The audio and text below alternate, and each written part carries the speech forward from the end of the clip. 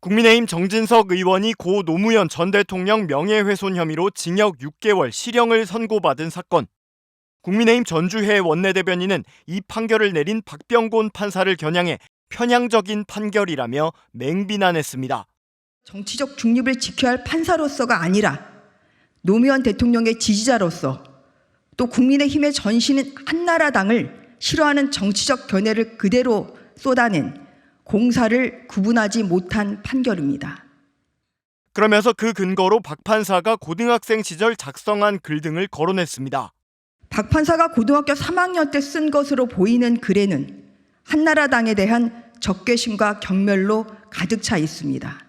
노사모라고 해도 과언이 아닙니다.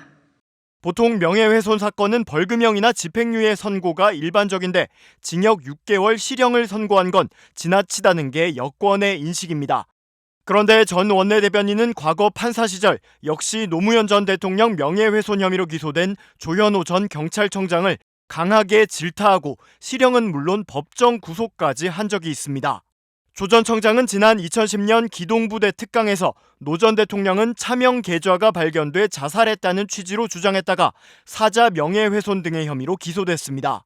검찰은 당시 조 전 청장을 불구속 기소했는데 1심 법원은 징역 10개월을 선고하고 법정 구속했다가 8일 만에 보석 신청을 받아들여 석방했습니다. 이후 2013년 9월 항소심 재판을 맡았던 전주회 당시 판사는 징역 8개월로 형량은 소폭 감형했지만 차명 계좌가 존재하지 않는 게 명백하다며 조 전 청장을 법정 구속했습니다.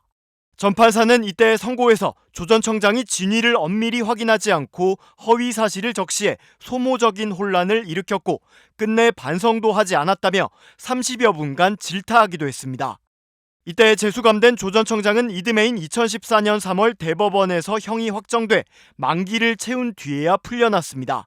전주회 판사의 당시 항소심 선고를 두고 일부 보수 진영 인사들은 좌편향적 판결이라며 조현오 구속시킨 판사의 정체와 상식을 묻는다.